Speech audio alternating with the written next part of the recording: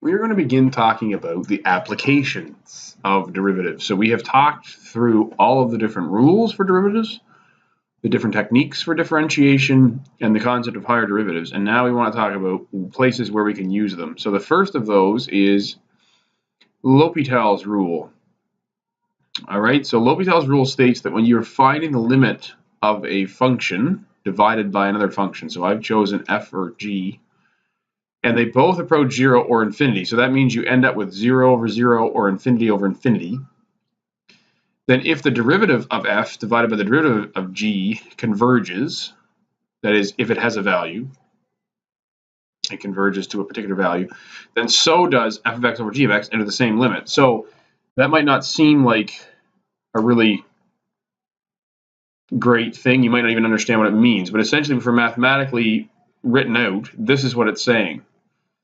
It's saying that this is true if initially that gives you a result of 0 over 0. So if you get 0 over 0 when the limit as x approaches a, or you get infinity over infinity, then what you can do is, instead of doing the stuff we were doing before with 0 over 0, infinity over infinity, that is, we're dividing or multiplying by the conjugate, or factoring, or doing something else. Now we can just take the derivative of the top and the derivative of the bottom. Okay? So the limit has to exist, and this has to converge, and if it does, it converges to the same value as that. Okay? And so what it allows us to do is deal with what we call indeterminate forms. So we've already talked about two of them. We've already talked about 0 over 0, and we've already talked about infinity over infinity. And we've shown that those give us different values depending on the limit. And before we did anything with derivatives, we did limits with these things happening, but there are other indeterminate forms. So these are some of the other ones: infinity to the 0, 1 to the infinity, and 0 times infinity, 0 to the 0, and infinity minus infinity. Okay, and some of these intuitively seem like they should be something. So infinity to the 0, for example, we think should be 1 because anything to the 0 is 1. But that rule doesn't hold with infinity.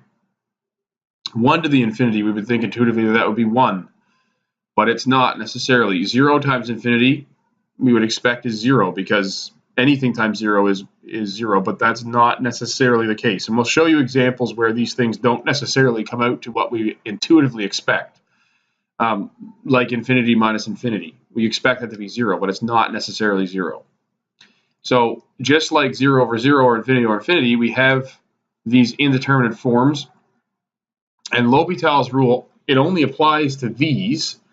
But what we can do is we can try to make these different indeterminate forms into something that's 0 over 0, infinity over infinity, and then use L'Hopital's rule. So I'll show you how it works. It's a pretty simple concept if you're just looking at something relatively simple. So here's one: limit as x approaches 1 of x squared minus 1 over x minus 1. So if I plug in 1, I'm going to get 1 squared minus 1, and that's divided by 1 minus 1. So I get 0 divided by 0. And so what we used to do is we'd then say, okay, well, I'm going to factor the top as a difference of squares. I'm going to divide by x minus 1, and then these cancel. And so the answer is 1 plus 1, which is 2. Okay, that's sort of what we did before L'Hopital's rule. What L'Hopital's rule says we can do is actually just take the derivative of this. So the derivative of x squared minus 1 is 2x. And the derivative of x minus 1 is 1. And then we just plug the number in, and we get 2. So it's a little quicker than doing this. Now, before you ask, well, why didn't you just show us L'Hopital's rule at the beginning? The only reason it's quicker is because you know how to take derivatives, and you didn't when we were first starting to do limits. Okay, so this is how we would approach that. But L'Hopital's rule makes it easier to evaluate limits. Okay, here's another example. So this one we did before, right? We know it's 0 over 0, and what we did before was we said, well, we can factor that as a difference of squares. So we can make it root x minus 3 times root x plus 3, and we can divide that by root x minus 3, and then the root x minus 3's cancel out, and I get root 9 plus 3, which is 3 plus 3, which is 6. So that's how we did it before L'Hopital's rule. Now L'Hopital's rule, with that in play, we can just take the derivative of the top, So the derivative of x minus 9 is just 1. And we take the derivative of the bottom. The derivative of the square root of x is 1 over 2 root x. And the derivative of minus 3 is 0. So that gives me 1 over 2 root 9, which is 1 over 6. And then if you flip that, you get 1 times 6 over 1, and that is 6. Okay, there's our answer. So L'Hopital's rule is quicker, it's easier, but it's only easier because you know how to take derivatives. If you didn't know how to take derivatives, you'd have to do this. Okay, here's another example. So here, I have x cubed minus 8 over 2x squared minus x minus 6. So first of all, I plug in 2 to make sure that it doesn't work just by plugging in, right, by direct substitution. So we just take and see what we get. So here we get 8 minus 8 on the top, and on the bottom I get 2 times 2 squared. That's 8 minus 2 minus 6. So that does give me 0 over 0. So if I didn't know L'Hopital's rule, I'd have to factor this as a difference of cubes. I'd have to factor that using my slide and divide. And then once I did that, excuse me for a second, I plug my computer in. Once I did that, I would then have to cancel out the factors that cancel. And hopefully then these would work. There we go, all plugged in. But with L'Hopital's rule, what it allows me to do is just go like this. What's the derivative of x cubed minus 8? So the derivative of x cubed is 3x squared, right? And then what's the derivative of this? It's just 4x minus 1. And I plug in 2, and I get 3 times 2 squared over 4 times 2 minus 1, and that just gives me 12 over 7, and that's my answer. I'm done. Much simpler than trying to factor that as a difference of cubes, okay? Now, what about something that's, I'm going to skip a couple of these, but what about something like this? All right, so now I'm going to infinity, and theoretically this has brackets around it. All right, so I'm going to take the limit, I'm going to plug infinity in. I'm going to get infinity here minus infinity here, because infinity square rooted is just infinity. So things are dictated by the highest power, or the highest degree. And so this whole term gives me infinity, and this term gives me infinity. So I end up with infinity minus infinity. Now my expectation is that that is an indeterminate form. It doesn't work. Now you might be saying, well, I don't think it's indeterminate. I think it's 0. Well, we'll see. But what we have to do is we have to try to make that into something that is not infinity minus infinity, but infinity over infinity. That's what we're trying to do. So what I'm going to do is I'm going to multiply by the conjugate, okay?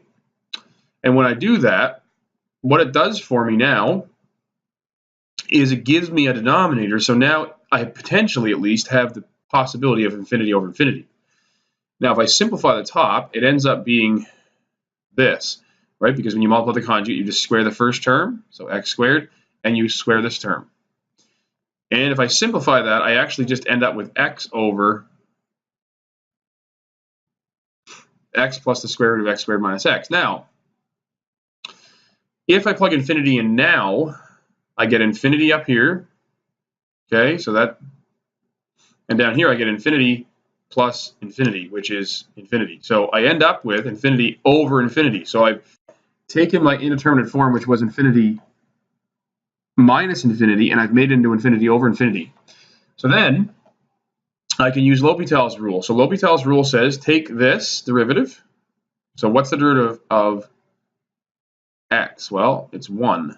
And then take the derivative down here. The derivative down here, that's 1. Okay? And the derivative of the square root thing is 1 over 2 root x squared minus x multiplied by, it's a chain rule, so it's 1 over 2 root x squared minus x multiplied by the derivative of x squared minus x, which is 2x minus 1. And then these 2's cancel, and so I end up with this. Okay? Now these aren't affected by the limit.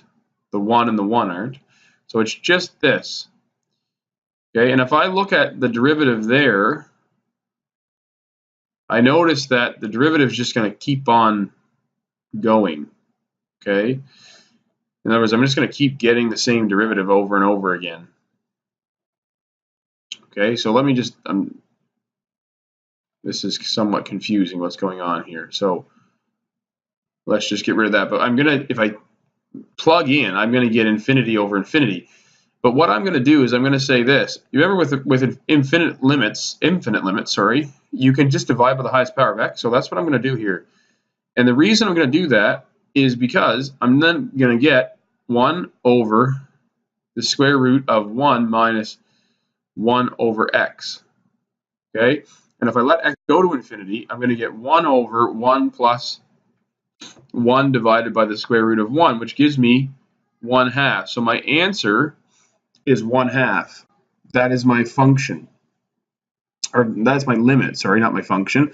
So that's the value of the limit. And you might have thought that infinity minus infinity was 0, but infinity minus infinity in this case is actually 1/2.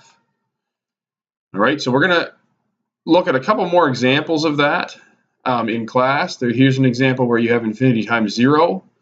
Here's an example where you have infinity minus infinity again. This one is infinity to the 0.